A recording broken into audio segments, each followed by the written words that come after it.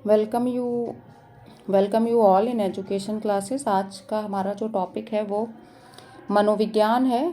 BA education third same का जो second paper है,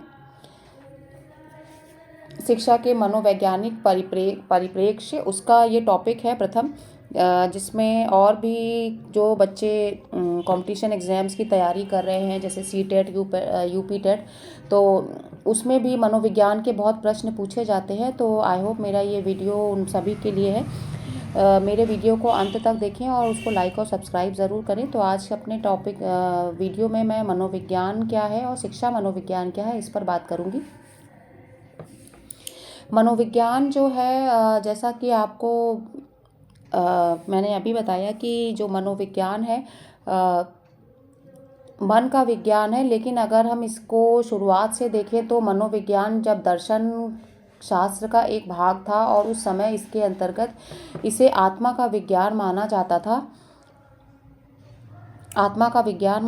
था और जिसके अंतर्गत आत्मा संबंधी अध्ययन किए जाते थे।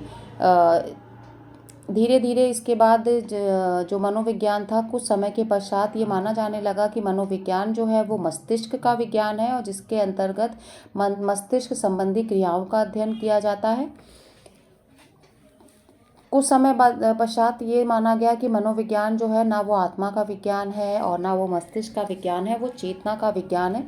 चेतन और अचेतन क्रियाएं जो होती हैं उनका अध्ययन इसके अंतर्गत किया जाता है, इसलिए इसे चेतना का विज्ञान कहा गया। लेकिन अंत में 20वीं शताब्दी में वॉटसन जो एक मनोवैज्ञानिक थे, उन्होंने कहा कि मनोविज्ञान जो है वो व्यवहार का विज्ञान है और जिसके अंतर्गत व्यक्ति के व्यवहार का अध्ययन किया जाता है, जिसकी परिभाषा भी आप दे सकते हैं। स्किनर ने कहा कि मनोविज्ञान जो है व्यवहार और अनुभवों का विज्ञान है, जिसमें एक विद्यार्थी के व्यवहार जो कि वो कक्षा में और विद्यालय में करता है और उसके जो अनुभव होते हैं उनका अध्ययन किया जाता है। क्रो ने भी बताया है कि मनोविज्ञान मानव व्यवहार और मानव संबंधों का अध्ययन है कि एक व्यक्ति दूसरे के साथ किस प्रकार अपने आप को व्यक्त करता है, उसके साथ कैसे समायोजित होता है। तो ये जो क्रिया है वो इसके अंतर्गत की जाती है। ये तो हो गया मनोविज्ञान क्या है, और इसी में अब हम बात करेंगे शिक्षा मनोविज्ञान क्या है, जहाँ पे मनोविज्ञान के साथ जो मनोवैज्ञानिक क्रियाएं हैं वो शिक्षा के संदर्भ में होती हैं। यानी कि विद्यालय में जब बालक शिक्षा ग्रहण करता है तो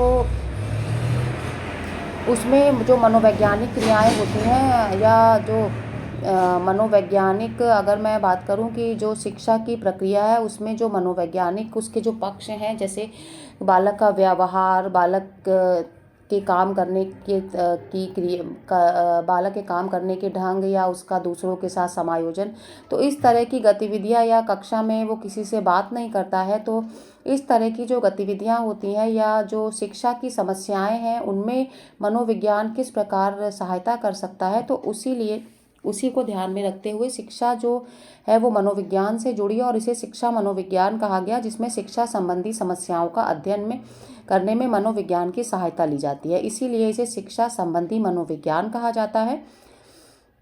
जिसकी परिभाषा देते हुए स्किनर ने लिखा है कि शिक्षा मनोविज्ञान के अंतर्गत शिक्षा से संबंधित संपूर्ण व्यक्तित्व और व्यवहार का अध्ययन किया जाता है।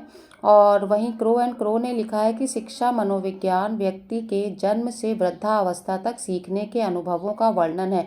एक व्यक्ति अपने जीवन में जब से जन्म लेता है और मृत्यु तक जो भी जीवन में वो सीखता है, तो उसमें जो भी उसे अच्छे और बुरे अनुभव होते हैं उनका अध्ययन जो है वो शिक्षा मनोविज्ञान के अंतर्गत किया जाता है, ऐसा क्रो का मानना है।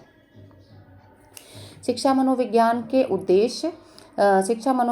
जो उद्देश्य हैं वो निम्नलिखित हैं। सबसे पहला, बालक के स्वभाव का अध्ययन करना। बालक जो भी एक विशिष्ट स्वभाव अपनी कक्षा में, अपने विद्यालय में, अपने परिवार में करता है, उसकी जानकारी करना। वृद्धि और विकास का ज्ञान। एक बालक जैसे जैसे धीरे धीरे बड़ा होता है और उसका जो विकास होता है शारीरिक, मानसिक, सामाजिक, संवेगात्मक, उसका अध्ययन करना। वातावरण से समायोजन स्थापित करने में सहायता देना। एक विद्यार्थी जो है अपने वातावरण के साथ समायोजित होते हुए कैसे आगे बढ़े, इसका अध्ययन करना। शिक्षा के उद्देश्य और स्वरूप से परिचित करना। सीखने और सिखाने के सिद्धांतों से परिचित कराना, विद्यार्थियों को सीखने के विभिन्न नियमों और सिद्धांतों के बारे में बताना ताकि वो उनको अपनी कक्षागत गतिविधियों में शामिल करते हुए अपनी जो सीखने सिखाने की प्रक्रिया है उसे आसान बना सकें। संवेगों के नियंत्रण हेतु बालकों को जानकारी प्रदान करना, चरित्र निर्माण की विधियों की जानकारी देना कि विद्यार्थी जो हैं वो अपने चरित्र निर्माण हेतु किस प्रकार की गतिविधियां करें जिससे उनके चरित्र का निर्माण हो।